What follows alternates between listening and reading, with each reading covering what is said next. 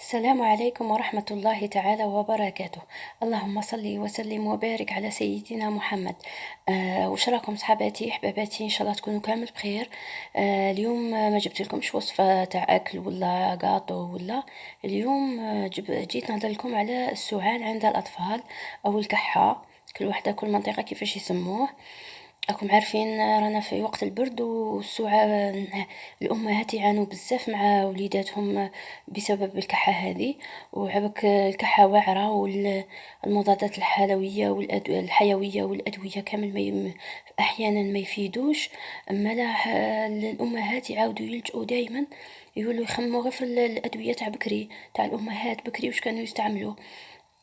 بكري الأمهات كانوا يستعملوا الأعشاب الطبية، يستعملوا الزيت، يستعملوا العسل. دوك ما صابوش حيلة واحدة أخرى ما غير يعاودوا يولوا لهاد الأدوية تاع بكري.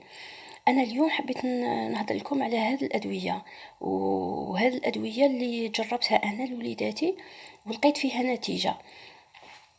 وأهم هاد الأدوية كاين عندنا زيت زيتون، العسل الحر، وعندنا القارص، وعندنا الزعتر. هادو أدوية ما كاش كيفهم، ما كاش كيفهم. أنا نتمنى كامل الأمهات لما يسمعوا فيا إن شاء الله يعاودوا يولوا لهذه الأدوية. بكري كانوا الناس يداووا غير بيهم، ودوكا كاين واحد المكملات غذائية راهي مليحة للأطفال تاع السعلة وتاع الأمراض، راهم يستعملوا فيها. عاودوا ولاو يستعملوا الأعشاب الطبية كما بكري كانوا يستعملوا. أما لا نتمنى نسا كامل يبعدوا شوية على هذه الأدوية والمنتجات الصيدلانية، ويعاودوا يولوا للأعشاب الطبية تاع بكري. كيما عندنا كيما أول حاجة كاين واحد الدواء فعال جدا جدا.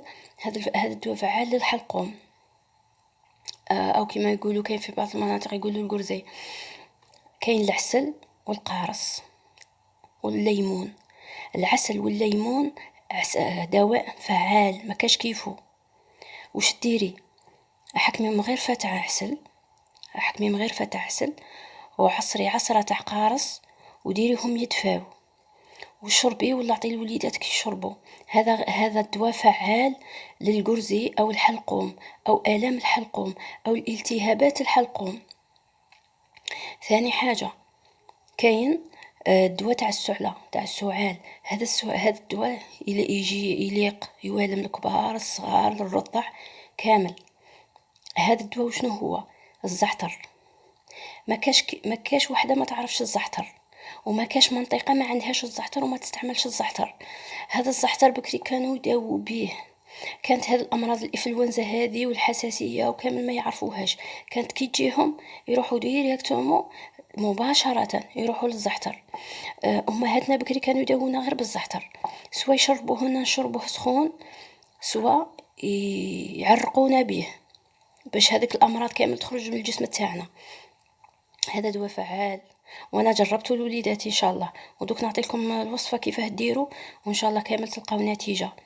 وكاين دواء واحد اخر اللي هو الثوم.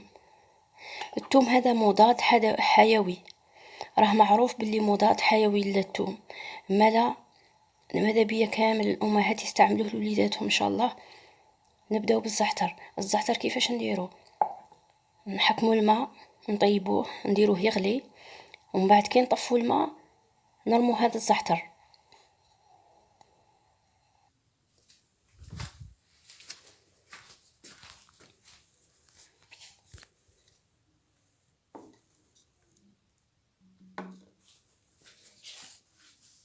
ثاني حاجة كاين الثوم.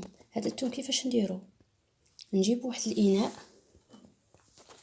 عندي إناء، نحكم هذاك الثوم تاعي نحطه في الإناء،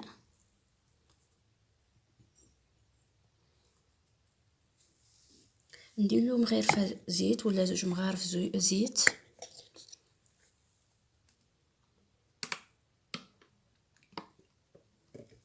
شوفوا البنات، هذا الزيت حطيه فوق شوفوا ولا حطيه يسخن، المهم ما تخليش حتى يطيب كامل. هذا الماء هذا الزيت يسخن برك. ديجا كي ديريه يسخن تولي تشمي فيه هذيك الريحه تاع الزيت مع الثوم. شغل راكي تشمي في التتبيله تاع السلطه. حنا التتبيله تاع السلطه نديرو زيت زيتون والثوم، شغل تحسي روحك راكي تشمي فيه ريحه السلطه.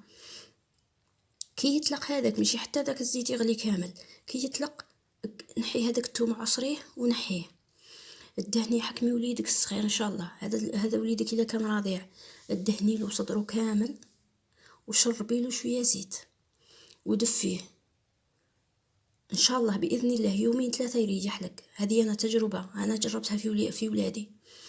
ثاني حاجه، كي يكون عندك طفل كبير 4 سنين 5 سنين حتى تقدري حتى الكبير كامل كبار البالغين، كي تعصري هذاك الثوم وتنحيه من الزيت زيتون ولا تصفيه، حكمي صفايه كيما هذه، صفايه عاديه، صفي هذاك الثوم واعطيه يشرب، اعطيه مغيرفه يشرب بصح يكون دافي مائل الى سخونه، ماهش سخون كامل تاع ما يشربوش، يكون دافي بزاف واعطيه يشرب. هذيك الساعه ان شاء الله تروح له.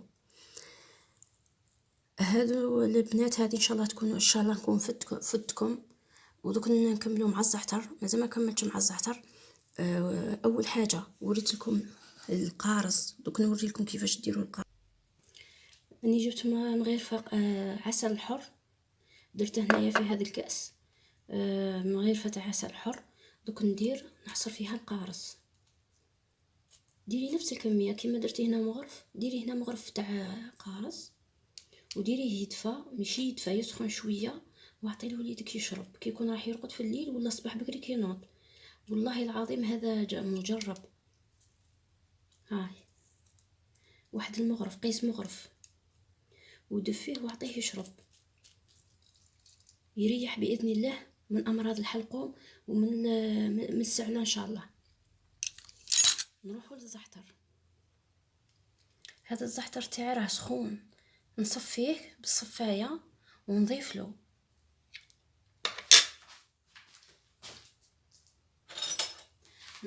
مغرفه عسل النحل، العسل الاصلي تاع النحل، نضيف له حوالي مغرفه تانيك تاع القارص او تاع الليمون.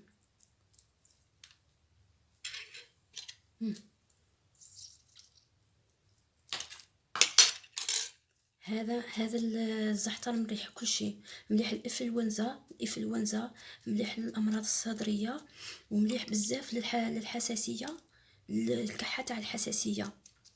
اعطيه لوليدك في الليل يشرب قبل ما يرقد، اعطيه له سخون يشربه باش يفتح له كامل القصبات الهوائيه تاعو ويسرحها له. هاي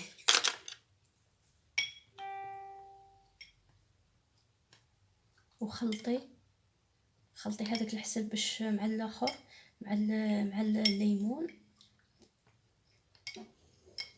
وان شاء الله بالشفاء على وليداتكم كاملين. البنات هذه هي الوصفات تاعي تاع السعله او تاع الكحه. كاين الزعتر مع الليمون، مغرف ليمون ومغرف عسل الحر.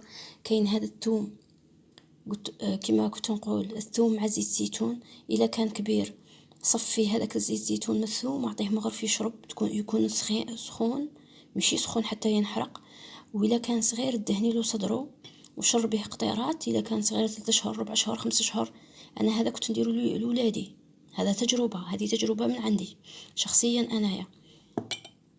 وكاين العسل الحر، مغرف عسل الحر ومغرف قارص ودفيهم تانيك واعطيهم لولادك يشربوا سواء في الليل ولا صباح بكري. ان شاء الله يكونوا، ان شاء الله تكون الرساله تاعي وصلت كامل الامهات، وان شاء الله يشافي كامل الوليدات، وربي ان شاء الله يحفظ لكم كامل وليداتكم، يحفظ لنا وليداتنا. ادعوا لي دعوه خير واشتركوا في القناه تاعي، اللي ما هيش مشتركه في القناه تاعي ودخل جديده فعلي الجرس باش يلحقك كل جديد. هذه الوصفات مجربه، انا جربتها انا شخصيا على اولادي، ان شاء الله تجربوها كامله وان شاء الله تدير نتيجه. وبعدوا شويه على الدواوات هذيك الصيدلانيه، هذيك المنتجات الصيدلانيه السلبيات تاعها اكثر من الايجابيات. ان شاء الله. وهذيك المضادات الحيويه، الثوم راه مضاد حيوي رقم 1، هذا مصرحين به الاطباء كامل في العالم. يعطيكم الصحه البنات، والسلام عليكم ورحمه الله تعالى وبركاته.